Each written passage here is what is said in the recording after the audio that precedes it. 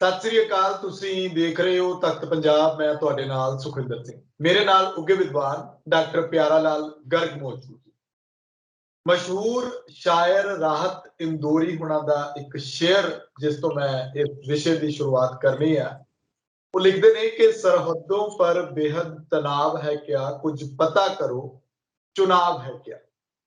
ਜੰਮੂ ਕਸ਼ਮੀਰ ਦੇ ਵਿੱਚ ਹਾਲਾਤ ਜਦੋਂ ਬਦਲਦੇ ਨੇ, ਪੂਰੇ ਦੇਸ਼ ਜਿੱਥੇ ਜਿੱਥੇ ਸਾਨੂੰ ਲੱਗਦਾ ਹੈ ਕਿ ਹਾਲਾਤ ਵਿਗੜ ਰਹੇ ਨੇ, ਤਾਂ ਉਹਨਾਂ ਹਾਲਾਤਾਂ ਦੇ ਪਿੱਛੇ ਸਿਆਸਤ ਜਿਹੜੀ ਹੈ ਉਹ ਕਿਸ ਤਰ੍ਹਾਂ ਕੰਮ ਕਰਦੀ ਹੈ, ਸਿਆਸਤ ਕਿਸ ਤਰ੍ਹਾਂ ਨਜ਼ਰ ਆਉਂਦੀ ਹੈ। ਇਸ ਤਰ੍ਹਾਂ ਨਹੀਂ ਰਾਹਤ ਇੰਦੋਰੀ ਨੇ ਲਿਖ ਦਿੱਤਾ, ਕੁਝ ਨਾ ਕੁਝ ਦੇ ਪਿੱਛੇ ਹੈ ਜੋ ਤੁਹਾਨੂੰ ਸਾਨੂੰ ਸਭ ਨੂੰ ਪਤਾ ਤਾਂ ਹੈ, ਪਰ ਉਸ ਨੂੰ ਸਮਝਣ ਦੇ ਵਿੱਚ ਥੋੜਾ ਜਿਹਾ ਅਸੀਂ ਅਵੇਸਲੇ ਹੋ ਜਾਂਦੇ ਹਾਂ। ਸਮਝਣਾ ਜ਼ਰੂਰੀ ਹੈ। ਅੱਜ ਪੰਜਾਬ ਦੇ ਵਿੱਚ ਚੋਣਾਂ ਸਿਰ ਦੇ ਉੱਤੇ ਨੇ, ਹਾਲਾਂਕਿ ਚੋਣ ਬਿਗਲ ਤਾਂ ਵੱਜਿਆ ਨਹੀਂ, ਪਰ ਫਿਰ ਵੀ ਸਿਆਸੀ ਪਾਰਟੀਆਂ ਆਪੋ ਆਪਣੇ ਢੰਗ ਦੇ ਨਾਲ, ਆਪੋ ਆਪਣੇ ਤਰੀਕੇ ਦੇ ਨਾਲ ਚੋਣ ਪ੍ਰਚਾਰ ਵਿੱਚ ਲੱਗੀਆਂ ਹੋਈਆਂ ਨੇ।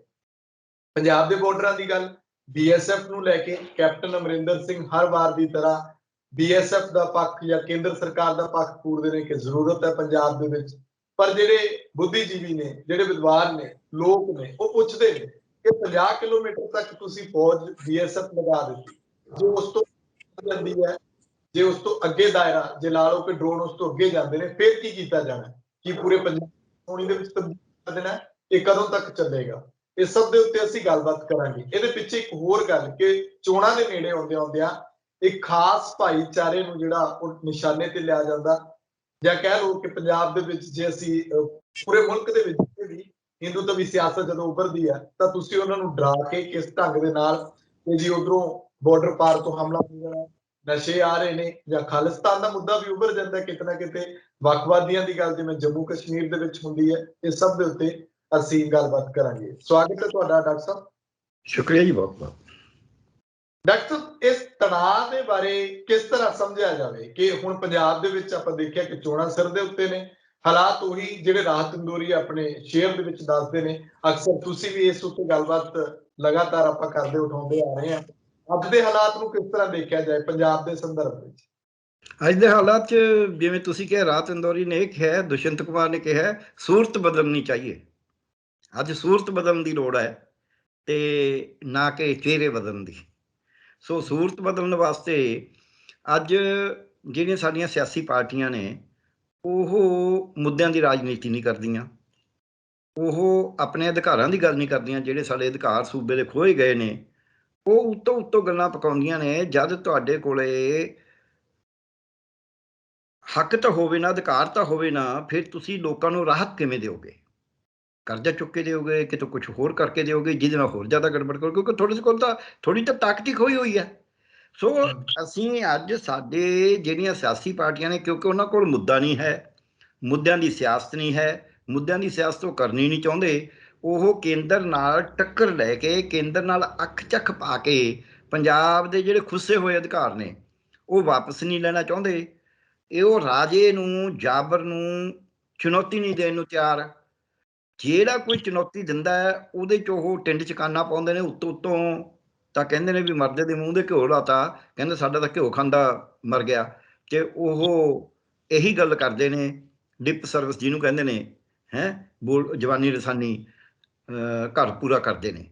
ਅੱਜ ਸਾਡੇ ਸਾਹਮਣੇ ਤੁਸੀਂ ਸਹੀ ਕਿਹਾ, ਇਹ ਬਹੁਤ ਵਧੀਆ। ਮੈਨੂੰ ਮੈਂ ਕਹਾਂਗਾ ਵੀ ਮੇਰੇ ਮਨ ਦੀ ਗੱਲ ਕਰੀ ਹੈ ਕਿ ਜਿਹੜੀ ਕੇਂਦਰ ਦੀ ਸਰਕਾਰ ਹੈ ਉਹ ਬ੍ਰਾਹਮਣਵਾਦੀ ਸੋਚ ਨਾਲ ਲੈਸ ਹੈ, ਮਨੂ ਸਿਮਰਤੀ ਨਾਲ ਲੈਸ ਹੈ। ਉਹ ਦਲਿਤਾਂ ਨੂੰ ਥੱਲੇ ਲਗਾ ਕੇ, ਮਿਨੋਰਟੀਜ਼ ਨੂੰ ਥੱਲੇ ਲਗਾ ਕੇ, ਉਹਨਾਂ ਨੇ ਤਾਂ ਕਹਿ ਹੀ ਦਿੱਤਾ ਵੀ ਜੇ ਤੁਸੀਂ ਮੁਸਲਮਾਨ ਤਾਂ ਕਹਿਤਾ ਵੀ ਜੇ ਤੁਸੀਂ ਸਾਡੇ ਅਨੁਸਾਰ ਨਹੀਂ ਰਹਿਣਾ ਤੇ ਫਿਰ ਦੇਖ ਲਓ, ਰਹਿਣਾ ਤਾਂ ਸਾਡੇ ਅਨੁਸਾਰ ਪਊਗਾ। ਉਂਝ ਤਾਂ ਤੁਸੀਂ ਮੰਨੀ ਜਾਓ ਉਹਦਾ ਧਰਮ। ਸਿੱਖਾਂ ਨੂੰ ਉਹ ਕਹਿੰਦੀ ਹਿੰਦੂ ਨੇ। ਜੇ ਸਿੱਖ ਆਪਣੇ ਆਪ ਨੂੰ ਇਹ ਮੰਨ ਲੈਣ ਵੀ ਸਿੱਖ ਤਾਂ ਹਿੰਦੂਆਂ ਦੀ ਖੜਗ ਭੁਜਾ ਨੇ, ਸਿੱਖ ਧਰਮ ਤਾਂ ਹਿੰਦੂ ਧਰਮ ਦਾ ਹੀ ਹਿੱਸਾ ਹੈ, ਫਿਰ ਤਾਂ ਕੋਈ ਇਤਰਾਜ਼ ਨਹੀਂ ਹੈ। 25 ਧਾਰਾ ਦਾ ਰੌਲਾ ਹੀ ਇਸ ਗੱਲ 'ਚ। ਹਾਲਾਂਕਿ ਮੈਂ ਉਹਦੇ ਨਾਲ ਡਿਫਰ ਕਰਦਾ ਵੀ ਜੋ ਕੁਛ ਜਿਹਦੀ ਇੰਟਰਪ੍ਰੀਟ ਕਰੀ ਜਾ ਰਹੀ ਹੈ ਵੀ ਸਿੱਖ ਧਰਮ ਨੂੰ ਵੱਖਰਾ ਨਹੀਂ ਮੰਨਿਆ ਗਿਆ, ਹਿੰਦੂ ਦਾ ਅੰਗ ਮੰਨਿਆ ਗਿਆ। ਪਰ ਜੇ ਉਹ ਜਿਹੜੀ ਇੰਟਰਪ੍ਰੀਟ ਕਰਦੇ ਨੇ, ਉਹ ਤਾਂ ਉਹਨੂੰ ਅੰਗ ਮੰਨਦੇ ਹੋਏ ਵੀ ਇਹ ਅੰਗ ਨਹੀਂ ਮੰਨਿਆ, ਅੰਗ ਮੰਨ ਲਿਆ, ਉਹ ਤਾਂ ਵਿਰੋਧ ਹੀ ਨਹੀਂ ਕਰਦੇ। ਮੈਂ ਜਿਹੜਾ ਕਹਿੰਦਾ ਵੀ ਅੰਗ ਨਹੀਂ ਮੰਨਿਆ, ਮੈਂ ਤਾਂ ਵੀ ਵਿਰੋਧ ਕਰਨਾ। ਇਹ ਫਰਕ ਹੈ। ਤੁਹਾਨੂੰ ਸਮਝਣਾ ਪਊ ਵੀ ਨੁਕਸ ਕਿੱਥੇ ਹੈ। ਸੋ ਅੱਜ ਅਸੀਂ ਦੇਖੀਏ ਜੇ ਕੁਝ ਹੱਦ ਤੱਕ ਕਾਮਯਾਬੀ, ਅੱਜ ਏਮ ਕੀ ਹੈ ਉਹਨਾਂ ਦਾ, ਨਿਸ਼ਾਨਾ ਕੀ ਹੈ? ਕੱਲੀਆਂ ਪਾਰਟੀਆਂ ਦਾ ਨਾ ਲਓ। ਅੱਜ ਭਾਰਤ ਦੀ ਜਿਹੜੀ ਰਾਜ ਸੱਤਾ ਹੈ, ਅੱਜ ਭਾਰਤ ਦੀ ਰਾਜ ਸੱਤਾ ਕੀ ਕਰਨਾ ਚਾਹੁੰਦੀ ਹੈ? ਅੱਜ ਭਾਰਤ ਦੀ ਰਾਜ ਸੱਤਾ ਕਰਨਾ ਚਾਹੁੰਦੀ ਹੈ ਕਿ ਸਭ ਕੁਝ ਕਾਰਪੋਰੇਟ ਦੇ ਤੇ ਨਿੱਜੀ ਹਿੱਤਾਂ ਦੇ ਹਵਾਲੇ ਕਰ ਦਿਓ। ਇੱਥੋਂ ਤੱਕ ਕਿ ਸਿਕਿਉਰਿਟੀ ਵੀ ਉਹਦੇ ਹਵਾਲੇ ਕਰ ਦਿਓ। ਆ ਟੈਂਕਾਂ ਦੀ ਮੁਰੰਮਤ, ਇਹ ਸਾਡੀ ਡਿਫੈਂਸ ਸਰਵਿਸਿਜ਼ ਦੇ ਬਹੁਤ ਸਾਰੀਆਂ ਚੀਜ਼ਾਂ ਉਹ ਪ੍ਰਾਈਵੇਟ ਨੂੰ ਦੇਈ ਜਾ ਰਹੇ ਨੇ। ਡਿਫੈਂਸ ਦੇ ਵਿੱਚ ਦੇ ਤਾਂ ਪ੍ਰਾਈਵੇਟ ਨੂੰ ਵੀ 2% ਤੁਸੀਂ 51% ਤੋਂ ਵੱਧ ਇਕੁਇਟੀ ਪਾ ਸਕਦੇ ਹੋ FDI ਆਈ 'ਚ। ਸੋ ਤੁਹਾਡਾ ਵਪਾਰ, ਤੁਹਾਡੀਆਂ ਜ਼ਮੀਨਾਂ, ਤੁਹਾਡੇ ਕੁਦਰਤੀ ਸਰੋਤ, ਤੁਹਾਡਾ ਸਮੁੰਦਰ, ਤੁਹਾਡੀ ਧਰਤੀ, ਤੁਹਾਡਾ ਧਰਤੀ ਹੇਠਲਾ ਪਾਣੀ, ਇਹ ਸਾਰਾ ਕੁਝ ਕਾਰਪੋਰੇਟ ਦੇ ਦੇਸੀ ਜਾਂ ਵਿਦੇਸ਼ੀ ਦੇ ਹਵਾਲੇ ਕਰਨ ਦਾ ਇਹ ਸਾਡੀ ਜਿਹੜੀ ਰਾਜ ਸੱਤਾ ਹੈ ਉਹ ਚਾਹੁੰਦੀ ਹੈ। ਤੇ ਜਿਹੜੀ ਰਾਜ ਕਰਦੀ ਪਾਰਟੀ ਉਹਦੇ ਨਾਲ ਰਲੀ ਹੋਈ ਹੈ।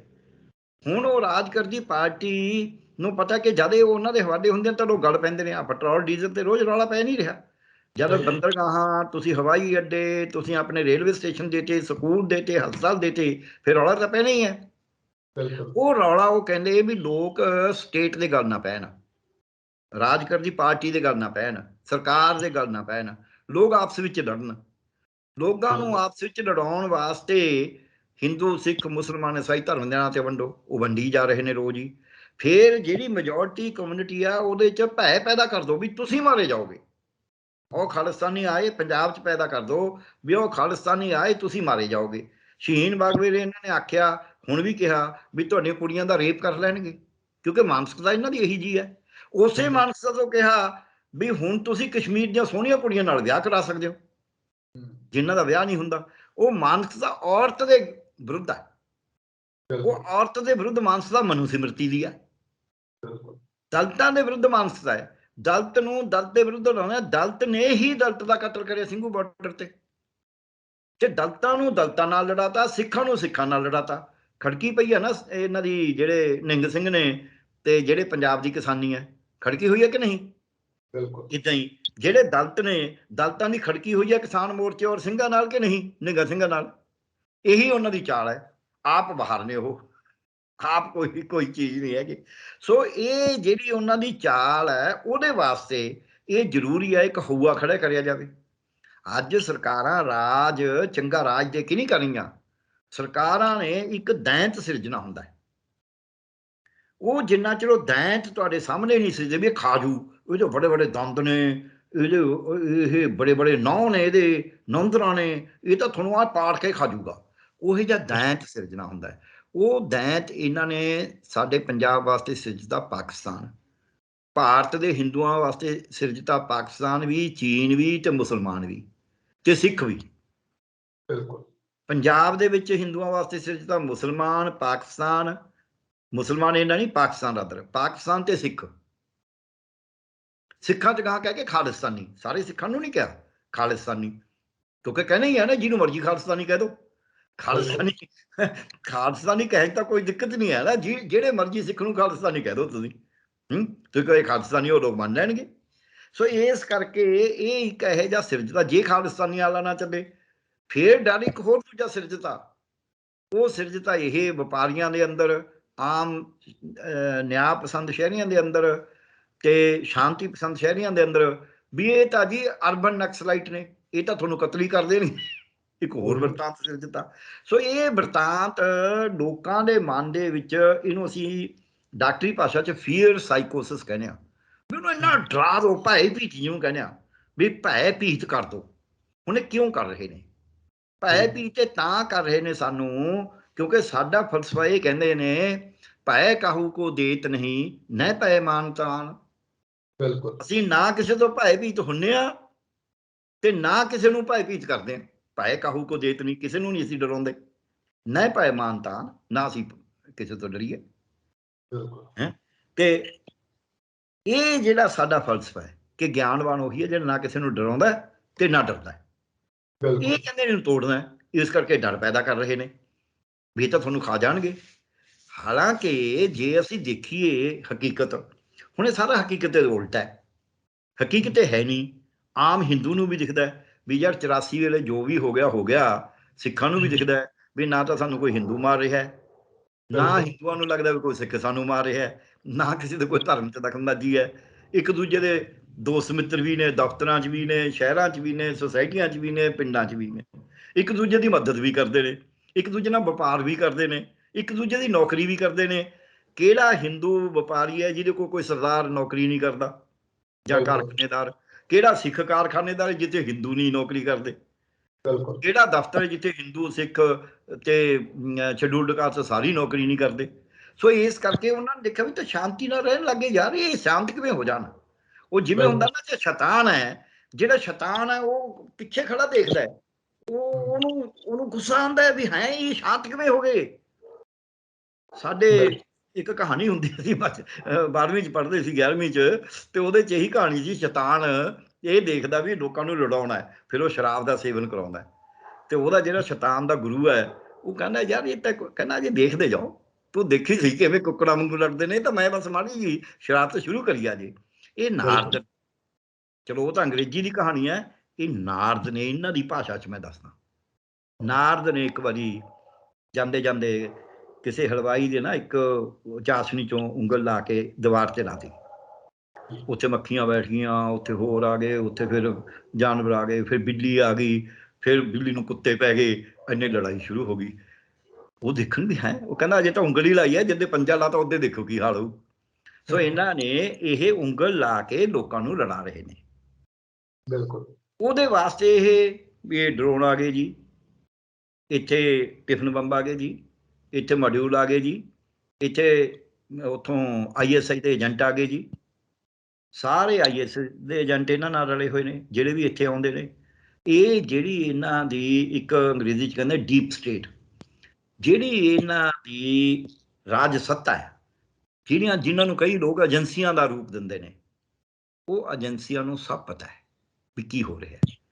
ਉਹ ਇਹ ਪੈਦਾ ਵੀ ਕਰਦੇ ਨੇ, ਭੈ ਸਿਰਜਦੇ ਵੀ ਨੇ ਲੋਕਾਂ 'ਚ। ਦੋ ਤਰੀਕੇ ਹੁੰਦੇ ਨੇ ਰਾਜ ਕਰਨ ਦੇ।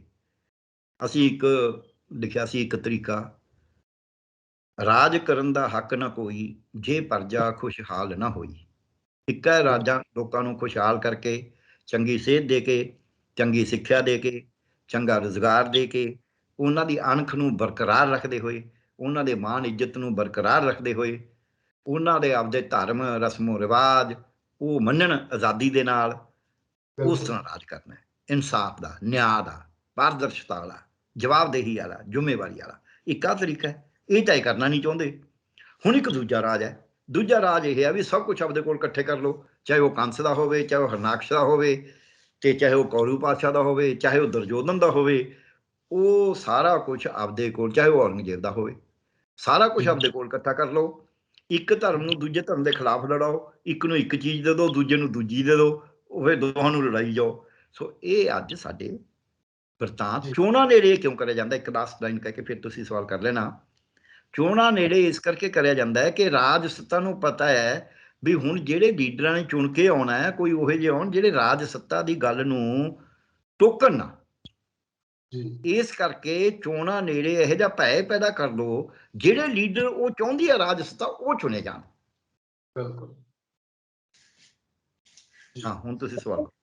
ਚੋਣਾਂ ਦੇ ਨੇੜੇ ਲੋਕਾਂ ਦੀ ਮਾਨਸਿਕਤਾ ਨੂੰ ਇਸ ਢੰਗ ਦੇ ਨਾਲ ਇੱਕੋ ਦਮ ਬਦਲ ਦੇਣਾ, ਇਹਦੇ ਬਾਰੇ ਵੀ ਕਰਿਓ ਕਿ ਜਦੋਂ ਬਦਲ ਦਿੱਤਾ ਜਾਂਦਾ ਹੈ ਤਾਂ ਲੋਕ ਕਿਵੇਂ ਇਹਨਾਂ ਦੇ ਜਾਲ ਦੇ ਵਿੱਚ ਫਸ ਜਾਂਦੇ ਨੇ? ਕੀ ਕਾਰਨ ਇਹੋ ਜਿਹਾ ਬਣ ਜਾਂਦਾ ਹੈ ਕਿ ਲੋਕਾਂ ਦੀ ਮਜਬੂਰੀ ਬਣ ਜਾਂਦੀ ਹੈ ਕਿ ਉਹ ਇੱਕੋ ਧਿਰ ਨੂੰ ਚੁਣ ਲੈਂਦੇ ਨੇ? ਬਿਲਕੁਲ ਠੀਕ ਸਵਾਲ ਹੈ ਇਹ, ਪਰ ਇਹਨੂੰ ਅਸੀਂ ਜੇ ਤਾਂ ਫੌਰੀ ਤੌਰ ਤੇ ਦੇਖਾਂਗੇ ਫਿਰ ਤਾਂ ਸਾਨੂੰ ਐਂ ਲੱਗਦਾ ਵੀ ਇਹ ਮਾਨਸਿਕਤਾ ਨੂੰ ਐਂ ਬਦਲ ਦਿੰਦੇ ਨੇ। ਇਹ ਮਾਨਸਿਕਤਾ 30 ਸਾਲ ਤੋਂ ਬਦਲੀ ਹੈ, ਪਹਿਲਾਂ ਇਹ ਨਹੀਂ ਹੁੰਦਾ ਸੀ। ਪਹਿਲਾਂ ਕਦੇ ਕਿਤੇ ਰਾਇਟ ਕਰਾ ਕੇ ਚੋਣਾਂ ਨਹੀਂ ਜਿੱਤ ਸਕੇ ਇਹ, ਸਿਵਾਏ 84 ਦੇ। ਸੋ 30-35 ਸਾਲ ਹੀ ਹੋਏ ਨੇ ਨਾ। 84 'ਚ ਜੋ ਕੁਝ ਕਰਾਇਆ ਉਹਦੇ ਬੇਸ 'ਤੇ ਚੋਣਾਂ ਜਿੱਤੀਆਂ, ਉਦੋਂ ਪਹਿਲਾਂ ਕਦੇ ਚੋਣਾਂ ਐ ਨਹੀਂ ਜਿੱਤ ਸਕੇ ਜੀ ਇਹ। ਸੋ ਇਹ ਜਿਹੜਾ ਹੁਣ ਜਿਹੜਾ ਜ਼ੋਰ ਲੱਗਿਆ ਹੋਇਆ ਪੂਰਾ, ਆਪਦੀ ਕੋਸ਼ਿਸ਼ ਕਰੀ ਜਾ ਰਹੀ ਹੈ, ਉਹ 30-35 ਸਾਲ ਦੀ ਇੱਕ ਮਾਨਸਿਕਤਾ ਪੈਦਾ ਕਰਤੀ। ਔਰ ਜਿਹੜਾ ਅੱਜ ਤੋਂ 40 ਸਾਲ ਪਹਿਲਾਂ ਪੈਦਾ ਹੋਇਆ ਹੈ, ਉਹ 40 ਸਾਲ ਦੀ ਉਮਰ ਵਾਲੀ ਜ਼ਿਆਦਾ ਵੋਟਰ ਨੇ। 18 ਤੋਂ 40 ਵਾਲੇ ਕਿੰਨੇ ਵੋਟਰ ਨੇ, ਉਹਨਾਂ ਦੀ ਮਾਨਸਿਕਤਾ ਇਹ ਜਿਹੜੀ ਤੁਸੀਂ ਕਹਿੰਦੇ ਹੋ। ਉਹ WhatsApp ਦੇਖਦੇ ਨੇ, ਉਹ ਆਰਟੀਫਿਸ਼ੀਅਲ ਇੰਟੈਲੀਜੈਂਸ ਰਾਹੀਂ ਇੱਕ ਫਿੰਗਰ ਬੰਦੇ ਇਸੇ ਕਰਕੇ ਪੀ ਕੇ ਸੀ ਕੇ ਜੀ ਕੇ ਤਾਂ ਹੀ ਆਉਂਦੇ ਨੇ। ਉਹ ਕਹਿੰਦੇ ਆ ਕਰ ਦੋ ਲਾ। ਤੁਸੀਂ ਆਪਦੇ ਇਹਦੇ ਵਿੱਚ ਵੀ ਦੇਖਦੇ ਹੋਵੋਗੇ, ਜਿਹਨੇ ਸਪੋਰਟ ਕਰਨੀ ਆ ਉਹ ਕਹਿੰਦਾ ਇਹ ਤਾਂ ਮਹਾਰਾਜ 108 ਨੇ, ਜਿਹਨੇ ਗਾਲਾਂ ਕੱਢਣੀਆਂ ਉਹ ਕਹਿੰਦੇ ਉਹ ਗਾਲ ਕੱਢ ਕੇ ਗੱਲ ਕਰਦੇ ਨੇ, ਕਮੈਂਟ ਵੀ ਗਾਲ ਕੱਢਣ ਵਾਲੇ ਦਿੰਦੇ ਨੇ ਹੈ। ਪਰ ਉਹ ਗਿਣਤੀ ਵੱਧ ਨਹੀਂ ਹੈ ਗਾਲ ਕੱਢਣ ਵਾਲਿਆਂ ਦੀ, ਉਹਨਾਂ ਨੂੰ ਟੋਕਣ ਵਾਲੀ ਦੀ ਹੁਣ ਗਿਣਤੀ ਵਧਣ ਲੱਗ ਗਈ। ਮੈਂ ਜਿਹੜੀ ਗੱਲ ਕਹਿਣਾ, ਮੈਂ ਕਈ ਵਾਰੀ ਕਦੇ ਨਾ ਕਦੇ, ਮੈਂ ਰੋਜ਼ ਨਹੀਂ ਦੇਖਦਾ, ਕਦੀ ਕਦੀ ਮੈਂ ਦੇਖਦਾ ਕਈਆਂ ਨੇ ਬੜਾ ਪੁੱਠਾ ਮੇਰੇ ਬਾਰੇ ਲਿਖਿਆ ਹੁੰਦਾ ਹੈ। ਜੇ ਇੱਕ ਨੇ ਪੁੱਠਾ ਲਿਖਿਆ ਹੈ ਤਾਂ 4 ਨੇ ਜਾਂ 3 ਨੇ ਜਾਂ 2 ਨੇ ਉਹਨੂੰ ਟੋਕਿਆ ਹੁੰਦਾ ਵੀ ਤੈਨੂੰ ਨਹੀਂ ਪਤਾ। ਇਹਦਾ ਮਤਲਬ ਹੈ ਵੀ ਜਿਹੜਾ ਪੁੱਠਾ ਲਿਖਣ ਵਾਲੇ ਏਜੰਟ ਨੇ ਥੋੜੇ ਨੇ, ਜਿਹੜੇ ਉਹਨੂੰ ਟੋਕਣ ਵਾਲੇ ਨੇ ਉਹ ਬੰਦੇ ਮੈਨੂੰ ਕਦੀ ਨਹੀਂ ਮਿਲੇ। ਇੱਕ ਤਾਂ ਹੁੰਦਾ ਨਾ ਵੀ ਮੈਨੂੰ ਜਾਣਦੇ ਹੋਣ ਜਾਂ ਤੁਹਾਡੇ ਨਾਲ ਬੜਾ ਪ੍ਰੇਮ ਹੋਵੇ, ਉਹ ਇੱਕ ਸੋਚ ਚੋਂ ਵੀ ਨਹੀਂ ਇਹ ਗਲਤ ਗੱਲ ਕਹਿੰਦਾ ਜਿਹੜਾ ਵੀ ਬੰਦਾ ਕਹਿ ਰਿਹਾ ਹੈ, ਉਹ ਬੰਦਾ ਤਾਂ ਠੀਕ ਹੈ। ਜੇ ਇੱਕ ਬੰਦਾ ਲਿਖਦਾ ਤੇ ਉਹਨੂੰ 2 ਜਾਂ 3 ਜਾਂ 4 ਟੋਕਦੇ ਨੇ ਵੀ ਤੈਨੂੰ ਪਤਾ ਹੀ ਕੁਝ ਨਹੀਂ, ਜਾਂ ਕੋਈ ਕਹਿੰਦਾ ਵੀ ਤੂੰ ਤਾਂ ਕਿਸੇ IT ਸੈੱਟ ਦਾ ਹੈ, ਚੀਜ਼ ਤੋਂ ਪਤਾ ਲੱਗਦਾ ਵੀ ਲੋਕ ਗਲਤ ਗੱਲ ਨੂੰ ਰਿਐਕਟ ਵੀ ਕਰਦੇ ਨੇ। ਇਸੇ ਕਰਕੇ ਸਾਡੀ ਜਿਹੜੀ ਰਾਜ ਸੱਤਾ ਹੈ ਉਹਨੂੰ ਇਹ ਗੱਲ ਦਾ ਦੁੱਖ ਹੈ ਵੀ ਅੱਜ ਨੌਜਵਾਨ ਯਾਰ ਰਿਐਕਟ ਕਰਨ ਲੱਗੇ, ਉਹ ਤਾਂ ਸਮਝਣ ਲੱਗੇ ਗੱਲ ਨੂੰ। ਇਸੇ ਗੱਲ ਦਾ ਦੁੱਖ ਹੈ ਅੱਜ ਰਾਜ ਸੱਤਾ ਨੂੰ, ਇਸ ਕਰਕੇ ਉਹ ਜ਼ਿਆਦਾ ਜ਼ੋਰ ਲਾ ਰਹੇ ਨੇ। ਨਹੀਂ ਸ਼ਾਇਦ ਇੰਨਾ ਜ਼ੋਰ ਨਾ ਲਾਉਣਾ ਪੈਂਦਾ। ਉਹ ਜਿਹੜਾ ਇੰਨਾ, ਤੁਸੀਂ ਦੇਖੋ ਸਿੰਘੂ ਬਾਰਡਰ ਤੇ ਕਿੰਨਾ ਕੁਝ ਹੋ ਗਿਆ, ਕੋਈ ਰਾਈਟਸ ਹੋਏ, ਬਿਲਕੁਲ ਲਖੀਮਪੁਰ ਖੇੜੀ 4-5 ਬੰਦੇ ਮਾਰਤੇ, ਜਿਹੜੇ 3 ਬਾਕੀ ਉਦੋਂ ਵਾਇਲੈਂਸ ਜੋ ਹੋ ਗਿਆ ਮੌਕੇ ਤੇ 10-20 ਮਿੰਟ 'ਚ ਹੀ, ਉਦੋਂ ਮੁੜ ਕੇ ਕੋਈ ਵਾਇਲੈਂਸ ਹੋਈ ਉੱਥੇ? ਇਹ ਤਾਂ ਨਹੀਂ ਵੀ ਉਹਨੇ ਪੁਲਿਸ ਨੇ ਵਾਇਲੈਂਸ ਰੋਕ ਦੇਣੀ ਸੀ, ਕਿਉਂਕਿ ਲੋਕਾਂ ਨੂੰ ਫੌਰੀ ਐਕਸ਼ਨ ਤਾਂ ਜੋ ਹੋ ਜੇ ਉਦੋਂ ਮੁੜ ਕੇ ਲੋਕ ਐ ਬਹੁਤ ਉਹ ਨੇ। ਸੋ ਲੋਕ ਸਿਆਣੇ ਹੋ ਰਹੇ ਨੇ, ਮੈਂ ਇਹ ਕਹਿਣਾ, ਚਾਹੇ ਉਹ ਬਜ਼ੁਰਗ ਨੇ, ਚਾਹੇ ਉਹ ਬੱਚੇ ਨੇ, ਚਾਹੇ ਉਹ ਔਰਤਾਂ ਨੇ, ਚਾਹੇ ਉਹ ਨੌਜਵਾਨ ਨੇ, ਚਾਹੇ ਉਹ ਪੜ੍ਹੇ ਹੋਏ ਨੇ, ਚਾਹੇ ਉਹ ਅਨਪੜ੍ਹ ਨੇ, ਚਾਹੇ ਉਹ ਪੇਂਡੂ ਨੇ, ਚਾਹੇ ਸ਼ਹਿਰੀ ਨੇ, ਲੋਕਾਂ ਨੂੰ ਸਿਆਣਪ ਆ ਰਹੀ ਹੈ। ਉਹ ਸਿਆਣਪ ਦਾ ਵੀ ਇਹੀ, ਜਿਵੇਂ PK CK GK ਇਹ 'ਚੋਂ ਅੰਦਾਜ਼ਾ ਲਾਉਂਦੇ ਨੇ ਵੀ ਲੋਕ ਕਿਵੇਂ ਸੋਚਦੇ ਨੇ, ਤਾਂ ਮੇਰੇ ਤੁਹਾਡੇ ਵਰਗੇ ਇਸ ਗੱਲ ਤੋਂ ਅੰਦਾਜ਼ਾ ਲਾਉਂਦੇ ਨੇ ਵੀ ਲੋਕ ਇਹਨਾਂ ਨੂੰ ਰਿਐਕਟ ਕਿਵੇਂ ਕਰਦੇ ਨੇ। ਬਿਲਕੁਲ ਉਹ ਤੋਂ ਹੀ ਪਤਾ ਲੱਗਦਾ ਨਾ। ਸੋ ਮੈਂ ਜਿੰਨੇ ਵੀ ਕਦੇ ਨੈਗੇਟਿਵ ਕਮੈਂਟ ਦੇਖਦਾ ਕਿਤੇ, ਉਹਦੇ ਅਗੇਂਸਟ ਲੋਕਾਂ ਨੇ ਆਪ ਹੀ ਉਹਨਾਂ ਨੂੰ ਕਾਊਂਟਰ ਕਰਿਆ ਹੁੰਦਾ। ਉਹ ਕੱਲੇ ਮੇਰੇ ਖਿਲਾਫ ਨਹੀਂ, ਮੈਂ ਕਹਿੰਦਾ ਕਿਤੇ ਵੀ ਜਿੱਥੇ ਵੀ ਕੋਈ ਚਰਚਾ ਜੇ ਮੈਂ ਕਦੇ ਦੇਖ ਲਈ ਵੀਡੀਓ ਆ ਪਾਈ ਹੋਈ ਜਿਹੜੀ ਵੀ, ਉਹਦੀ ਮੈਂ ਸ਼ਾਮਲ ਆ ਨਹੀਂ ਸ਼ਾਮਲ ਉਹਦਾ ਕੁਐਸਚਨ ਨਹੀਂ ਹੈ। ਉਹ ਤੋਂ ਮੈਂ ਇਹ ਅੰਦਾਜ਼ਾ ਲਾਇਆ ਹੈ ਪਿਛਲੇ 2 ਮਹੀਨਿਆਂ 'ਚ ਵੀ ਗਲਤ ਗੱਲ ਨੂੰ ਟੋਕਣ ਵਾਲੇ, ਆਪਣੀ ਮਰਜ਼ੀ ਨਾਲ ਟੋਕਣ ਵਾਲਿਆਂ ਦੀ ਗਿਣਤੀ ਵੱਧ ਰਹੀ ਅੱਜ। ਜੀ ਬਿਲਕੁਲ। ਉਹ ਤੋਂ ਪਤਾ ਲੱਗਦਾ ਹੈ ਕਿ ਸਾਡਾ ਸਮਾਜ ਚੰਗੇ ਪਾਸੇ ਜਾ ਰਿਹਾ ਹੈ। ਸਾਡੇ ਸਮਾਜ 'ਚ ਕਿਸਾਨ ਅੰਦੋਲਨ ਦੀ ਇਹ ਪ੍ਰਾਪਤੀ ਹੈ। ਜੇ ਕਿਸਾਨ ਅੰਦੋਲਨ ਤੋਂ ਪਹਿਲਾਂ ਦਾ ਦੇਖੀਏ ਤਾਂ ਲੋਕ ਐ ਨਹੀਂ ਕਰਦੇ ਸੀ।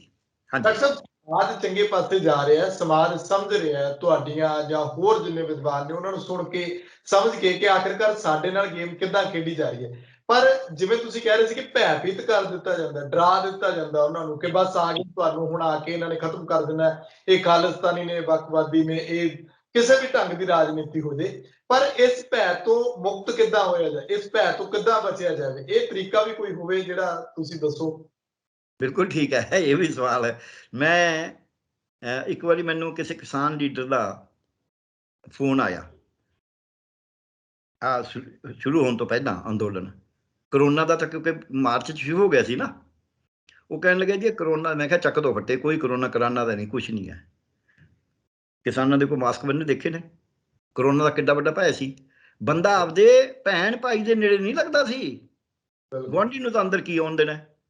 ਡਾਕਟਰਾਂ ਨੇ ਆਪਦੇ, ਪ੍ਰਾਈਵੇਟਾਂ ਨੇ, ਮੇਰੇ ਕੋਲ ਫੋਨ ਆਉਂਦੇ ਨੇ ਜੀ, ਪ੍ਰਾਈਵੇਟਾਂ ਨੇ ਤਾਂ ਆਪਦੇ ਕਲੀਨਿਕ ਬੰਦ ਕਰਤੇ, ਉੱਥੇ ਕਿਸੇ ਨੂੰ ਅੰਦਰ ਹੀ ਨਹੀਂ ਜਾਣ ਦਿੰਦੇ, ਕਿਸੇ ਨੂੰ ਦੇਖਦੀ ਨਹੀਂ ਮਰੀਜ਼ ਨੂੰ। ਇਹ ਹਾਲ ਹੋ ਗਿਆ ਸੀ।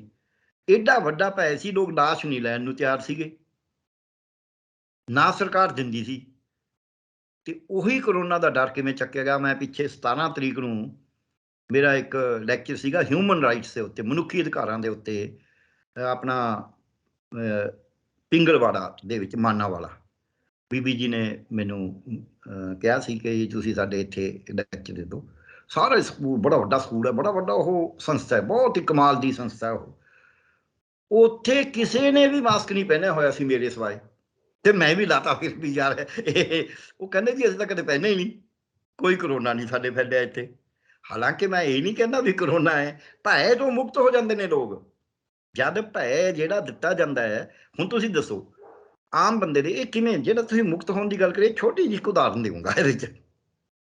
ਜਦ ਮੀਂਹ ਪੈਂਦਾ ਹੋਵੇ, ਥੋੜਾ ਥੋੜਾ ਬੰਦਾ ਬਾਹਰ ਨਿਕਲਣ ਤੋਂ ਝਿਜਕਦਾ ਹੈ, ਤੇਜ਼ ਹੋਵੇ ਥੋੜਾ ਹੋਵੇ ਚਲੋ ਉਹ ਝਿਜਕਦਾ ਹੈ। ਪਰ ਜਦ ਇੱਕ ਵਾਰੀ ਬਾਹਰ ਨਿਕਲ ਜਾਂਦਾ ਹੈ, ਚਾਹੇ ਮਜਬੂਰੀ 'ਚ, ਚਾਹੇ ਜ਼ਰੂਰੀ, ਚਾਹੇ ਕੁਛ ਕਰਕੇ, ਚਾਹੇ ਕਿਸੇ ਦੇ ਨਾਲ ਲੱਗ ਕੇ, ਫਿਰ ਕਦੇ ਉਹਨੇ ਪ੍ਰਵਾਹ ਕਰੀਏ ਵੀ ਹੁਣ ਗਿੱਲਾ ਹੋ ਰਿਹਾ? ਨਹੀਂ ਕਰਦਾ ਨਾ। ਕਹਾਣੀ 'ਚ ਵੜਨ ਤੋਂ ਪਹਿਲਾਂ ਡਰਦਾ ਹੈ ਫਿਰ ਜਦ ਇੱਕ ਵਾਰੀ ਅੰਦਰ ਵੜ ਜਾਂਦਾ ਫਿਰ ਤਾਂ ਨਹੀਂ ਨਾ ਪਰਵਾਹ ਕਰਦਾ। ਹੁਣ ਲੋਕਾਂ ਨੂੰ ਪਤਾ ਲੱਗ ਗਿਆ ਇਹ ਭੈ ਮੁਕਤ ਹੋਣ ਦਾ ਇਹੀ ਤਰੀਕਾ ਵੀ ਇਹਦੀ ਪਰਵਾਹ ਹੀ ਨਾ ਕਰੋ, ਵੀ ਕੋਈ ਗੱਲ ਨਹੀਂ ਯਾਰ, ਜਿਹੜਾ ਕੁਝ ਕਰਨਾ ਹੈ। ਉਹਦੇ 'ਚ ਮੈਂ ਕਹਾਂਗਾ, ਲੋਕ ਕੋਈ ਕਹਿਣਗੇ ਵੀ ਬੜਾ ਅਧਿਆਤਮਵਾਦੀ ਹੁੰਦਾ ਹੈ, ਇਹਦੇ ਵਿੱਚ ਜਦ ਤੁਸੀਂ ਇਹ ਫੈਸਲਾ ਕਰ ਲੈਂਦੇ ਹੋ, ਅਰੇ ਫੈਸਲਾ ਮੈਂ ਕਹਾਂਗਾ ਵਿਅਕਤੀ ਵਾਸਤੇ ਬਹੁਤ ਚੰਗਾ ਹੈ ਕਿ ਕੋਈ ਗੱਲ ਨਹੀਂ, ਜੇ ਮੈਂ ਇਹਦੇ ਹੱਥੋਂ ਮਰਨਾ ਹੈ ਫਿਰ ਮੈਨੂੰ ਕੋਈ ਰੋਕ ਨਹੀਂ ਸਕਦਾ। ਫਿਰ ਸਟੇਟ ਕੁਝ ਕਹੇ ਨਾ ਕਹੇ, ਮੈਂ ਇਹਦੇ ਹੱਥੋਂ ਮਰਨਾ ਹੀ ਮਰਨਾ ਹੈ। ਤੇ ਜੇ ਮੈਂ ਨਹੀਂ ਮਰਨਾ, ਮੇਰਾ ਇਹਦੇ ਹੱਥ 'ਚ ਨਹੀਂ ਹੈ, ਤੇ ਫਿਰ ਇਹ ਜ਼ੋਰ ਲਾ ਲੇ ਮੈਨੂੰ ਮਾਰ ਨਹੀਂ ਸਕੇਗਾ। ਜੇ ਈਵਨ ਮੇਰੇ ਸਾਹਮਣੇ ਰਿਵਾਲਵਰ ਲਈ ਖੜਾ ਹੋਊਗਾ, ਜਾਂ ਇਹਦਾ ਚੱਲਣਾ ਨਹੀਂ, ਜਾਂ ਕਿਸੇ ਹੋਰ ਡਾਇਰੈਕਸ਼ਨ 'ਚ ਹੋ ਜੂ, ਜਾਂ ਗੋਲੀ ਫਾਦ ਜਾਊ, ਬਿਲਕੁਲ, ਜਾਂ ਮੇਰੇ ਲੱਗੂ, ਮੈਂ ਮਰਦਾ ਨਹੀਂ। ਠੀਕ ਹੈ, ਜਦ ਤੁਸੀਂ ਭੈ ਮੁਕਤ ਹੀ ਹੁੰਦਾ ਬੰਦਾ, ਵੀ ਕੋਈ ਗੱਲ ਨਹੀਂ, ਜੇ ਕੁਝ ਹੋਣਾ ਦੇਖਾਂਗੇ ਫਿਰ। ਸੋ ਹੁਣ ਲੋਕ ਭੈ ਮੁਕਤ ਹੋਣ ਲੱਗੇ ਸੱਚੀ ਮੁੱਚੀ, ਕਿਉਂਕਿ ਇੱਕ ਹੱਦ ਹੀ ਜੀ ਆ ਗਈ ਹੈ। ਸੋ ਇਹਦੇ ਵਿੱਚ ਸਭ ਤੋਂ ਵੱਡੀ ਗੱਲ ਉਹੀ ਹੈ ਬਈ ਜੋ ਨਰ ਦੁੱਖ ਮੈਂ ਦੁੱਖ ਨਹੀਂ ਮਾਨੈ, ਸੁਖ ਸਨੇਹ ਅਰ ਭੈ ਨਹੀਂ ਜਾ ਕੇ ਕੰਚਨ ਮਾਟੀ ਮਾਨੈ। ਦੁੱਖ ਸੁੱਖ ਦੋਇ ਦਰ ਕੱਪੜੇ ਪਹਿਰੇ ਜਾਏ ਮਨੁੱਖ, ਇਹ ਤਾਂ ਸਾਡੇ ਜੀਵਨ ਦਾ ਹਿੱਸਾ ਨੇ।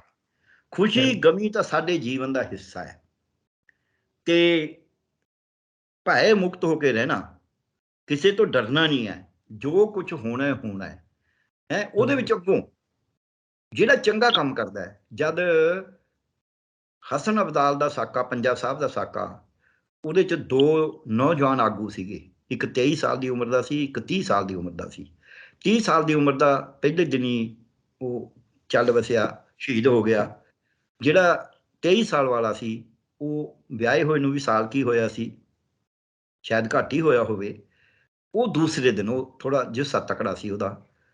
ਪਹਿਲਾਂ ਤਾਂ ਉਹਨੂੰ ਲੰਗਰ ਦੇਣ ਲੱਗੇ, ਚੱਕਣ ਲੱਗੇ, ਉਹ ਕਹਿੰਦੇ ਨਹੀਂ, ਆਪਾਂ ਗੱਡੀ ਰੋਕੀਏ ਲੰਗਰ ਦੇਣ ਵਾਸਤੇ, ਜਿਹੜੇ ਜਾ ਰਹੇ ਨੇ ਉਹਨਾਂ ਨੂੰ, ਮੈਨੂੰ ਨਹੀਂ ਚੱਕਣਾ, ਪਹਿਲਾਂ ਉਹ ਕੰਮ ਕਰੋ, ਆਪਾਂ ਉਹ ਕੰਮ ਕਰਨ ਆਏ ਸੀ। ਦੂਜੇ ਦਿਨ ਉਹ ਆਪਦੀ ਪਤਨੀ ਨੂੰ ਕਹਿੰਦਾ ਵੀ ਮੇਰੇ ਸਵਰਗਵਾਸ ਹੋਣ ਤੇ ਮੇਰੀ ਸ਼ਹੀਦੀ ਦੇ ਉੱਤੇ ਤਾਂ ਰੋਣਾ ਨਹੀਂ। ਉਹਨੇ ਕਬੀਰ ਸਾਹਿਬ ਦਾ ਸ਼ਲੋਕ ਉਹਨੂੰ ਕਿਹਾ, ਗੁਰਸਿੱਖ ਸੀਗਾ, ਘਰ ਵਾਲੀ ਵੀ ਗੁਰਸਿੱਖ ਸੀਗੀ। ਤੁਸੀਂ ਆਪੇ ਹਿਸਾਬ ਲਓ, ਲੋਕ ਤਾਂ ਚੰਗਾਰਾ ਮਾਰਨ ਲੱਗ ਜਾਂਦੇ ਨੇ। ਕਹਿੰਦਾ ਸੰਤ ਮੂਏ ਕੇ ਰੋਈਏ, ਜੋ ਆਪਣੇ ਗ੍ਰਹਿ ਜਾਏ, ਰੋਵੋ ਸਖਤ ਬਾਪੜੇ, ਜੋ ਹਾਟੇ ਹਾਟ ਵਿਕਾਏ।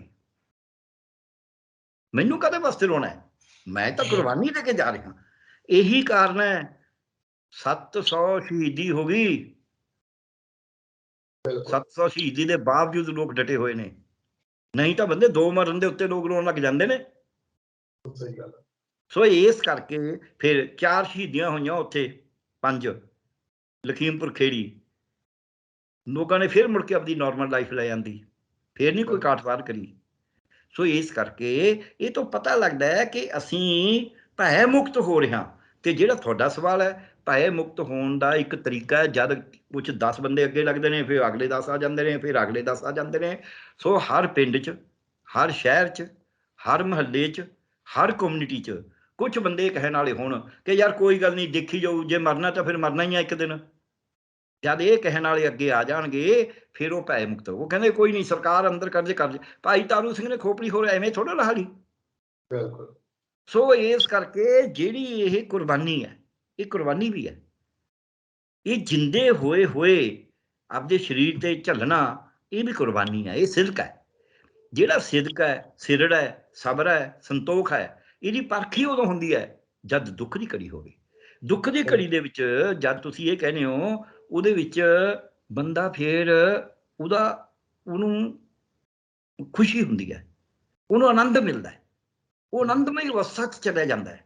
ਉਹ ਆਨੰਦਮਈ ਅਵਸਥਾ ਦਾ ਕੀ ਹੈ, ਗੂੰਗੇ ਗੁੜ ਖਾਇਆ ਪੁੱਛੇ ਤੇ ਕਿਆ ਕਹੀਏ। ਸੋ ਗੂੰਗੇ ਗੁੜ ਖਾਇਆ ਵਾਲੀ ਅਵਸਥਾ ਹੁੰਦੀ ਹੈ। ਹੁਣ ਮੈਨੂੰ ਐਂ ਲੱਗਦਾ ਹੈ, ਤੁਹਾਨੂੰ ਬੜਾ ਅਤਕਥਨੀ ਲੱਗੂਗੀ, ਕੋਈ ਕਹੂ ਪਤਾ ਨਹੀਂ ਕਿਆ ਪ੍ਰਵਚਨ ਕਰ ਰਿਹਾ ਬੈਠਾ ਹੈ, ਵੀ ਆਪ ਤਾਂ ਪਤਾ ਨਹੀਂ ਕਿਹਾ ਜਾਏ। ਮੈਨੂੰ ਸੱਚੀ ਮੁੱਚੀ ਇਹ ਲੱਗਦਾ ਹੈ ਵੀ ਸਮਾਜ ਉਸ ਪਾਸੇ ਨੂੰ ਵੱਧ ਰਿਹਾ ਹੈ ਜਿੱਥੇ ਉਹ ਕੁਰਬਾਨੀ ਦੇ ਵਿੱਚ ਢਿੱਗੀ ਢਾਕੇ ਨਹੀਂ ਬਹਿੰਦਾ।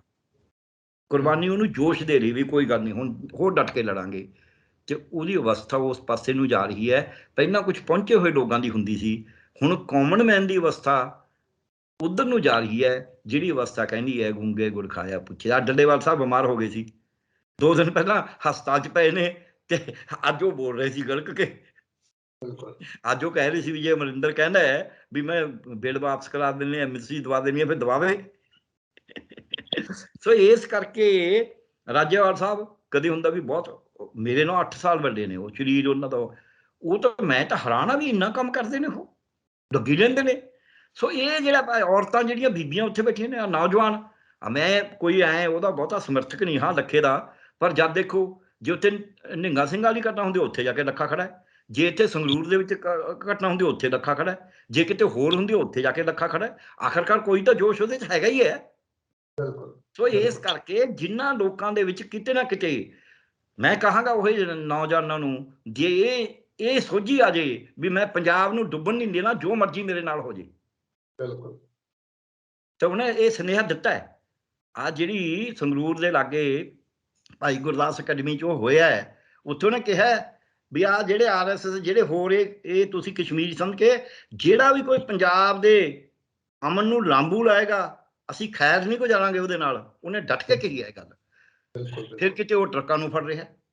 ਤੁਸੀਂ, ਮੈਂ ਉਹਦੀਆਂ 3 ਘਟਨਾਵਾਂ ਦੇਖ ਕੇ ਮੈਂ ਹੈਰਾਨ ਰਹਿ ਗਿਆ। ਇੱਕ ਦਿਨ ਉਹ ਟਰੱਕ ਫੜ ਰਿਹਾ ਰਾਤ ਨੂੰ ਖੜਾ, ਦੂਜੇ ਦਿਨ ਉਹ ਸਿੰਘੂ ਬਾਰਡਰ ਤੇ ਖੜਾ ਉਹੀ ਕੁਛ ਕਰ ਰਿਹਾ, ਫਿਰ ਤੀਜੇ ਦਿਨ ਹੀ ਉਹ ਸੰਗਰੂਰ 'ਚ ਬੈਠਾ। ਆਫਟਰ ਇਨਸਾਨ ਹੈ ਉਹ, ਜਾ ਰਿਹਾ ਹੱਡ ਮਾਸ ਦਾ ਪੁੱਤਰ ਹੈ। ਸੋ ਮੈਂ ਇਹ ਕਹਿਣਾ ਵੀ ਅੱਜ ਸਾਡਾ, ਹੁਣ ਉਹ ਬੜੀ ਸੋਚ ਸਮਝ ਕੇ ਬੋਲਦਾ ਜ਼ਿਆਦਾ।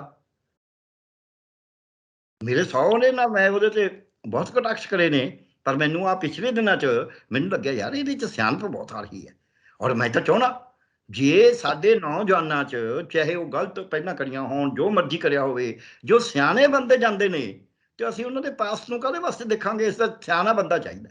ਸੋ ਇਸ ਕਰਕੇ ਅੱਜ ਮੈਨੂੰ ਐਂ ਲੱਗਦਾ ਹੈ, ਇਹ ਵੀ ਇੱਕ ਮੇਰਾ ਇਸ ਟੈਸਟ ਹੈ ਵੀ ਇਹ ਲੱਖਾ ਸਿਧਾਣਾ ਵਰਗਾ ਬੰਦਾ ਕਿੱਥੋਂ ਕਿੱਥੇ ਚੱਲ ਕੇ ਕਿੱਥੇ ਪਹੁੰਚਾ। 3 ਇੰਸੀਡੈਂਟਸ ਦੇਖ ਕੇ ਮੈਨੂੰ ਲੱਗਿਆ ਵੀ ਪੰਜਾਬ ਸਿੱਧੇ ਰਸਤੇ ਜਾ ਰਿਹਾ ਹੈ। ਪੰਜਾਬ ਦੇ ਨੌਜਵਾਨ ਨੂੰ ਗੱਲ ਸਮਝ ਆ ਰਹੀ ਹੈ, ਪੰਜਾਬ ਦੇ ਲੀਡਰਸ਼ਿਪ ਨੂੰ ਗੱਲ ਸਮਝ ਆ ਰਹੀ ਹੈ। ਇਸ ਨੂੰ ਜੋਗਿੰਦਰ ਯਾਦਵ ਨੂੰ ਸਸਪੈਂਡ ਕਰਤਾ, ਉਹ ਨਹੀਂ ਉਹਨਾਂ, ਉਹ ਜਸਟਿਸ ਕਹਿੰਦਾ ਠੀਕ ਹੈ, ਮੈਨੂੰ ਮੋਰਚੇ ਦੀ ਗੱਲ ਠੀਕ ਹੈ, ਮੈਂ ਤਾਂ ਐਂ ਕਰਨ ਗਿਆ ਸੀ, ਹਾਲਾਂਕਿ ਉਹਦਾ ਅਸੂਲਨ ਫੈਸਲਾ ਗਲਤ ਸੀ। ਉਹਦੇ ਬੰਦੇ ਉਹਨੂੰ ਜਸਟੀਫਾਈ ਵੀ ਕਰਦੇ ਰਹੇ ਨੇ। ਮੈਂ ਬਾਕੀ ਜਥੇਬੰਦੀਆਂ ਦਾ, ਰਾਜੇਵਾਲ ਸਾਹਿਬ ਤੋਂ ਕਹਾਇਆ ਗਿਆ ਵੀ ਤੁਸੀਂ ਆਹ ਘੋੜਿਆਂ ਬਾਰੇ ਜੋ ਕਿਹਾ, ਪਰ ਉਹਨਾਂ ਦੀ ਜਥੇਬੰਦੀ ਨੇ ਕੋਈ ਨਹੀਂ ਕਿਹਾ ਵੀ ਰਾਜੇਵਾਲ ਸਾਹਿਬ ਤੋਂ ਇਹ ਕਿਉਂ ਕਹਾਇਆ ਗਿਆ। ਰੁਲਦੂ ਸਿੰਘ ਨੂੰ ਸਸਪੈਂਡ ਕਰਿਆ ਗਿਆ, ਰੁਲਦੂ ਸਿੰਘ ਦੀ ਜਥੇਬੰਦੀ ਨੇ ਕੋਈ ਨਹੀਂ ਕਿਹਾ ਵੀ ਐਂ ਕਿਉਂ ਕਰਿਆ ਗਿਆ। ਸੋ ਇਸ ਕਰਕੇ ਮੈਨੂੰ ਐਂ ਲੱਗਦਾ ਹੈ ਵੀ ਅਸੀਂ ਜਥੇਬੰਦੀਆਂ 'ਚ ਵੀ ਸਿਆਣੇ ਹੁੰਦੇ ਜਾ ਰਹੇ ਹਾਂ ਕਿ ਜੇ ਸਾਡੇ ਲੀਡਰ ਤੇ ਕੋਈ ਐਕਸ਼ਨ ਲਿਆ ਵੀ ਜਾਂਦਾ ਹੈ ਸਮੂਹਿਕ ਤੌਰ ਤੇ, ਤਾਂ ਅਸੀਂ ਉਹਨੂੰ ਪ੍ਰਵਾਨ ਕਰਦੇ ਹਾਂ, ਅਸੀਂ ਗੱਲ ਨਹੀਂ ਪੈਂਦੇ। ਸੋ ਇਹ ਤੋਂ ਪਤਾ ਲੱਗਦਾ ਹੈ ਕਿ ਅਸੀਂ ਜ਼ਿਆਦਾ ਇਨਸਾਫ ਪਸੰਦ ਵੀ ਹੁੰਦੇ ਜਾ ਰਹੇ ਹਾਂ। ਹੁਣ ਇੱਕ ਦਿਨ 'ਚ ਤਾਂ ਨਹੀਂ ਨਾ ਹੋ ਜਾਣਾ। ਜਿਹੜਾ 30 ਸਾਲਾਂ 'ਚ ਜਾਂ 35 ਸਾਲਾਂ 'ਚ ਜੋ ਸਰਕਾਰਾਂ ਨੇ, ਜੋ ਭਾਰਤ ਦੀ ਰਾਜ ਸੱਤਾ ਨੇ ਕਰਿਆ ਸੀ, ਉਹ 10 ਮਹੀਨਿਆਂ ਦੀ ਕਿਸਾਨ ਅੰਦੋਲਨ ਨੇ ਉਲਟਾਤਾ।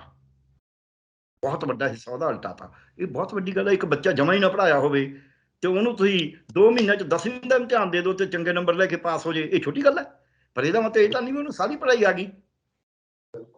ਬਹੁਤ ਵੱਡੀ ਗੱਲ ਹੈ ਇਹ। ਜਿਹੜੇ ਬਦਲਾਅ ਹੋ ਰਹੇ ਨੇ, ਸਾਨੂੰ ਇਹ ਨੋਟ ਕਰਨੇ ਚਾਹੀਦੇ ਨੇ, ਸਾਨੂੰ ਇਹ ਤੇ ਪਹਿਰਾ ਦੇਣਾ ਚਾਹੀਦਾ ਹੈ। ਸਾਨੂੰ ਆਪਣੀ ਜਿੱਦ ਨਹੀਂ ਫੜ ਕੇ ਰੱਖਣੀ ਚਾਹੀਦੀ ਵੀ ਇਹਨੂੰ ਮੈਂ ਚੰਗਾ ਕਹਤਾ ਇਹ ਚੰਗਾ, ਇਹਨੂੰ ਮਾੜਾ ਕਹਤਾ ਇਹ ਮਾੜਾ। ਨਹੀਂ, ਜੇ ਚੰਗਾ ਮੁੜ ਕੇ ਮਾੜਾ ਹੋਊਗਾ ਉਹਨੂੰ ਕਹੋ ਇਹ ਮਾੜਾ ਹੋ ਗਿਆ ਅੱਜ। ਜੇ ਮਾੜਾ ਜਿਹਨੂੰ ਸਮਝਦੇ ਹੋ ਤੁਸੀਂ ਉਹ ਚੰਗਾ ਹੋ ਗਿਆ, ਉਹਨੂੰ ਕਹੋ ਨਹੀਂ ਹੁਣ ਇਹ ਚੰਗਾ ਹੋ ਗਿਆ। ਇਹ ਜਿਗਰਾ ਰੱਖੋ। ਸੋ ਇਹ ਹੋਏਗਾ, ਚੰਗਾ ਹੋਏਗਾ। ਪੰਜਾਬ 'ਚ ਸੋਚ ਵਧੀਆ ਬਣ ਰਹੀ ਹੈ।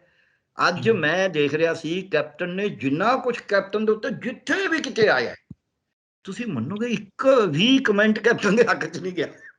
ਇੱਕ ਵੀ ਕਮੈਂਟ ਜਿੰਨੇ ਮੈਂ ਪੜ੍ਹੇ ਨੇ। ਆਫਟਰ ਲੋਕਾਂ ਦੀ ਸੋਚ, ਕੋਈ ਐਂ ਤਾਂ ਨਹੀਂ ਵੀ ਕੋਈ ਸਾਰੇ ਕਾਂਗਰਸੀ ਨੇ ਜਾਂ ਸਾਰੇ ਕੋਈ ਅਕਾਲੀ ਨੇ ਜਾਂ ਕੋਈ ਹੋਰ ਨੇ। ਕੈਪਟਨ ਦੇ ਹੱਕ 'ਚ ਕੋਈ ਨਹੀਂ, ਹੋਰ ਕਿਸੇ ਦੇ ਹੱਕ 'ਚ ਹੋਊ, ਕਿਸੇ ਦੇ ਉਲਟ ਹੋਊ, ਕਿਸੇ ਨੂੰ ਉਲਟਾ ਲਿਖਿਆ ਹੋਊ, ਕੈਪਟਨ ਦੇ ਹੱਕ 'ਚ ਇੱਕ ਵੀ ਨਹੀਂ। ਇਹ ਤੋਂ ਕੀ ਪਤਾ ਲੱਗਦਾ? ਇਹ ਤੋਂ ਪਤਾ ਲੱਗਦਾ ਵੀ ਲੋਕਾਂ ਦੀ ਸੋਚ ਚੰਗੀ ਬਣ ਰਹੀ ਹੈ, ਕਿਉਂਕਿ ਇਹ ਤਾਂ ਪੱਕੀ ਗੱਲ ਹੈ। ਬਾਕੀ ਸਿੱਧੂ ਠੀਕ ਹੈ, ਚੰਨੀ ਠੀਕ ਹੈ, ਸੁਖਬੀਰ ਬਾਦਲ ਠੀਕ ਹੈ, ਆਪਣਾ ਉਹਨਾਂ ਦਾ LOP ਠੀਕ ਨੇ, ਆਪ ਵਾਲੇ ਠੀਕ ਨੇ, ਇਹ ਗੱਲ ਵੱਖਰੀ ਰਹਿ ਜੂਗੀ। ਪਰ ਕੈਪਟਨ ਸਾਹਿਬ ਨਹੀਂ ਠੀਕ, ਇੱਕ ਮਿੰਟ, ਕੈਪਟਨ ਸਾਹਿਬ ਨਹੀਂ ਠੀਕ, ਇਹ ਸਭ ਨੂੰ ਲੱਗਦਾ। ਇਹੀ ਨਿਸ਼ਾਨੀ ਹੈ ਸਮਝ ਦੀ। ਹਾਂਜੀ, ਹੁਣ ਦੱਸੋ। ਮੇਰਾ ਆਖਰੀ ਸਵਾਲ ਇਹ ਰਹੇਗਾ, ਥੋੜਾ ਇਹਨੂੰ ਵੀ ਕਲੀਅਰ ਕਰਿਓ ਕਿ ਨਵਜੋਤ ਸਿੱਧੂ ਹੋਰਾਂ ਨੇ ਇੱਕ ਜੈਚੰਦ ਦੀ ਜ਼ਿਕਰ ਕੀਤਾ, ਜੈਚੰਦ ਦਾ ਜ਼ਿਕਰ ਕੀਤਾ ਕਿ ਉਹਨਾਂ ਵਰਗਾ ਹਸ਼ਰ ਹੋ ਜਾਣਾ ਜਿਹੜੇ ਇਸ ਤਰ੍ਹਾਂ ਕਰਦੇ ਨੇ। ਜੈਚੰਦ ਕੌਣ ਸੀ? ਕੀ ਕਹਾਣੀ ਹੈ ਉਹਦੇ ਪਿੱਛੇ? ਦੇਖੋ, ਤੁਹਾਨੂੰ ਪਤਾ ਹੈ ਸ਼ਾਇਦ ਪ੍ਰਿਥਵੀਰਾਜ ਚੌਹਾਨ ਤੇ ਜੈਚੰਦ ਨੇ ਪ੍ਰਿਥਵੀਰਾਜ ਚੌਹਾਨ ਦੇ ਅਗੇਂਸਟ ਮਿਲ ਗਿਆ ਸੀ ਤੇ ਉਹ ਜੈ ਚੰਦ ਨੂੰ ਫਿਰ ਉਹਨਾਂ ਨੇ ਬਖਸ਼ਿਆ ਨਹੀਂ ਸੀ ਮੁਗਲਾਂ ਨੇ। ਸੋ ਇਸ ਕਰਕੇ ਉਹ ਤਾਂ ਕਹਾਣੀ ਇਹ ਹੈ। ਪਰ ਇਹਦਾ ਜਿਹੜਾ ਹਸਬੈਂਡ ਜਿਹੜਾ ਹੈ ਕੈਪਟਨ ਦਾ ਜੈ ਚੰਦ ਤੋਂ ਵੀ ਮਾੜਾ। ਇਹਦਾ ਕੀ ਹੈ? ਕਹਿੰਦੇ ਪਿਤਾ ਤੇ ਪੁੱਤਰ, ਨਸਲ ਤੇ ਘੋੜਾ, ਜੇ ਬਹੁਤਾ ਨਹੀਂ ਤਾਂ ਥੋੜਾ ਥੋੜਾ। ਇਹ ਇਹਨਾਂ ਦੇ ਜਿਹੜੇ ਪੁਰਖੇ ਸੀ ਉਹਨਾਂ ਨੇ ਵੀ ਅੰਗਰੇਜ਼ਾਂ ਦੀ ਪਿੱਠੂ ਸੀਗੇ, ਜਾਣੀ ਕਿ ਰਾਜ ਸੱਤਾ ਦੇ ਪਿੱਠੂ ਸੀਗੇ। ਇਹ ਵੀ ਉਹਨਾਂ ਦੇ ਪਿੱਠੂ ਨੇ। ਉਹ ਵੀ ਰਾਜੇ ਕਹਾਉਂਦੇ ਸੀ ਆਪਣੇ ਆਪ ਨੂੰ, ਇਹ ਵੀ ਰਾਜੇ ਕਹਾਉਂਦੇ ਨੇ। ਉਹਨਾਂ ਨੇ ਵੀ ਸਾਡੇ ਪਿੰਡ 'ਚ ਕੋਠੀ ਬਣਾਈ ਹੋਈ ਸੀ। ਆਹੀ ਕੁਛ ਕਰਦੇ ਸੀ ਜੋ ਕੁਛ ਇਹ ਕਰਦੇ ਨੇ ਮੋਰਲ ਤੌਰ ਤੇ ਵੀ। ਸੋ ਇਸ ਕਰਕੇ ਉਹ ਤਾਂ ਸਾਰਾ ਕੁਛ ਹੀ ਹੋਈ ਹੈ। ਸੋ ਬਹੁਤਾ ਸਾਨੂੰ ਚਿੰਤਾ ਕਰਨ ਦੀ ਲੋੜ ਨਹੀਂ ਹੈ ਤੇ ਕਿ ਵੀ ਰਾਜਾ ਕੀ ਕਰਦਾ। ਇਹ ਤਾਂ ਇਹਨੂੰ ਤਾਕਤ ਦੇ ਦਿੱਤੀ ਸੀ। ਇਹਨਾਂ ਦਾ ਕੋਈ ਯੋਗਦਾਨ ਨਹੀਂ ਉਸ ਤਰੀਕੇ ਨਾਲ, ਤੇ ਇਸੇ ਕਰਕੇ ਇਹ ਪਾਕਿਸਤਾਨ ਨੂੰ ਹੋਰ ਨੂੰ ਇਹ ਉਰੇ ਸ਼ਾਂਤੀ ਇਸੇ ਕਰਕੇ ਨਹੀਂ ਚਾਹੁੰਦੇ। ਸੋ ਇਹਨਾਂ ਦੇ ਉੱਤੇ ਜਿਹੜਾ ਕੁਛ ਸਿੱਧੂ ਕੁਛ ਕਹੇ, ਚੰਨੀ ਸਾਹਿਬ ਕੁਛ ਕਹਿਣ, ਜਾਂ ਆਪਣਾ ਇਹ ਸੁਖਬੀਰ ਬਾਦਲ ਹੋਰੀ ਕੁਛ ਵੀ ਕਹਿਣ, ਉਹ ਕਹਿਣ ਨੂੰ ਉਨੀ ਗੱਲ ਨਹੀਂ ਹੈ ਜਿੰਨੀ ਗੱਲ ਇਹਨਾਂ ਦੇ ਆਪਣੇ ਜਿਹੜੇ ਕਰਮ ਨੇ। ਜਿਵੇਂ ਇੱਕ ਬੰਦਾ ਦਰਖਤ ਤੇ ਬੈਠਾ ਜਿਹੜੇ ਤੇ, ਜੇ ਉਹੀ ਟਾਹਣੀ ਨੂੰ ਵੱਢ ਰਿਹਾ ਤੇ ਫਿਰ ਉਹਨੇ ਗਿਰਨਾ ਹੀ ਗਿਰਨਾ।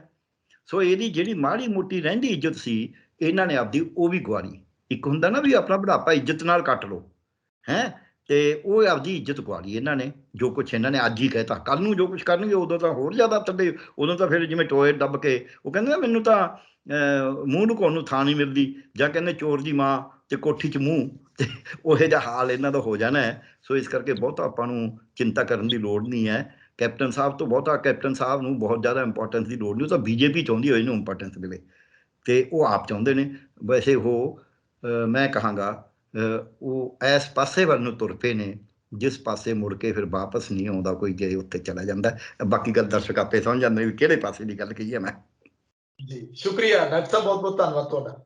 ਬਹੁਤ ਸੋ ਮੇਰੇ ਨਾਲ ਮੌਜੂਦ ਸਨ ਉਗੇ ਵਿਦਵਾਨ ਡਾਕਟਰ ਪਿਆਰਾ ਲਾਲ ਗਰਗ।